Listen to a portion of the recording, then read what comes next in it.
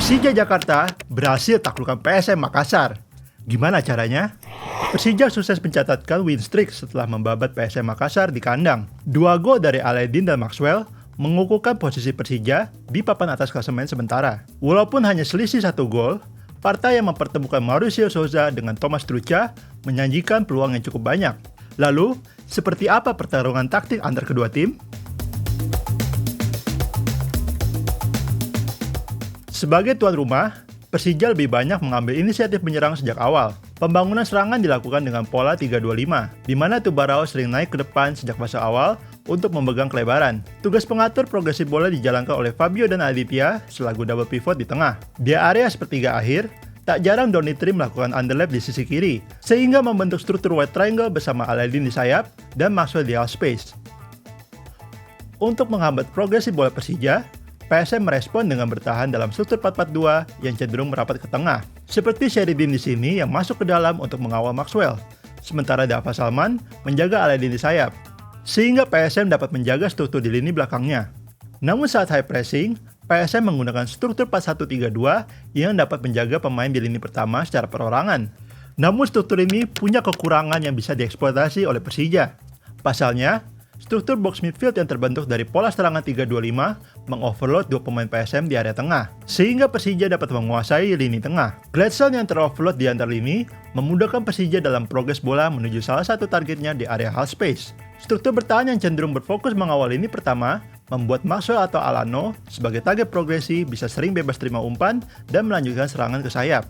Walau begitu, PSM juga dapat mengatasi situasi overload di tengah dengan menaikkan Yuran ke depan untuk mengisi kekosongan Gladson yang sering tertarik oleh turunnya Alano. Namun taktik ini mengharuskan Rizky Eka turun ke belakang untuk mempertahankan jumlah 4 pemain di lini belakang, sehingga mengorbankan satu penekan di depan. Salah satu penghambat serangan Persija di area flank adalah kerapian dari pemain sayap PSM dalam cover pemain dan ruang. Seperti yang terlihat di sini, saat Neto naik untuk press Alano, Rizky Eka mengisi ruangnya di fullback kiri sambil mengawal pergerakan Tubarao. Namun tanpa bantuan dari pemain ketiga di tengah, fullback PSM akan teroverload dan membuat Persija relatif mudah memasuki area bertahan dari PSM Makassar. Selain itu, counter press yang bukan jadi prinsip utama PSM dalam bertahan juga memudahkan Persija untuk progres bola dan menguasai permainan di area sepertiga akhir. Hal inilah yang menjadi penyebab terjadinya gol pertama Persija yang disumbang oleh Aledin. Saat di final third, Persija yang menyerang dari sisi sayap menyiapkan 3 pemain di dalam kotak penalti PSM sebagai target crossing dengan ruang tiang jauh sebagai sasarannya.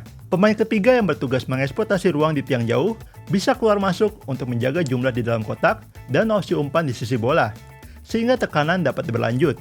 Kemudian dengan memanfaatkan celah yang terbuka di lini belakang PSM, Aledin dapat menyambut umpan silang dari Alano lewat sundulan yang menjadi gol perdananya bersama Macan Kemayoran.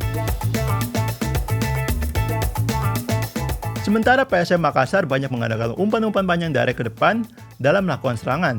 Bermain dalam struktur 4-2-4, baik Savio maupun Alex Gomez berfungsi sebagai target utama PSM dalam progres bola dengan umpan panjang. Gol penyimbang PSM di babak pertama pun berasal dari taktik ini. Kunci penting agar serangannya bisa efektif adalah dengan menguasai ruang antar lini untuk mengambil bola liar yang dimenangkan dari duel udara. Di sini Neto masuk ke area tengah untuk membantu menang duel.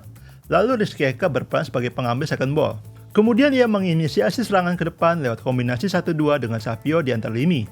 Kesalahan Fabio yang tidak mengawal pergerakan Rizky Eka membuat lini belakang tertarik melebar, sehingga menciptakan celah di tengah yang dapat dimanfaatkan jadi ruang tembak. Bola rebound pun berhasil disambut Sheridin yang muncul di tiang kedua.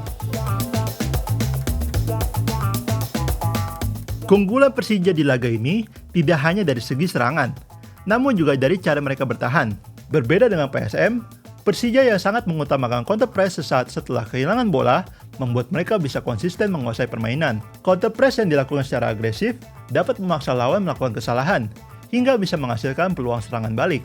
Strategi ini kemudian menciptakan peluang untuk gol kedua Persija.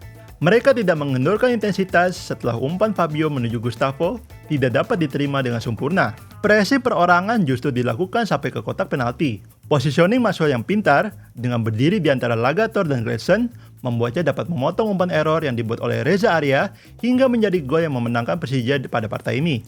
Gimana menurut kalian? Apalagi yang bisa kita pelajari dari laga ini? Tulis pendapat kalian di kolom komentar di bawah. Jika kalian suka video ini, Jangan lupa klik tombol like, subscribe, dan nyalakan lonceng notifikasi agar tidak ketinggalan video terbaru dari The Game Changer.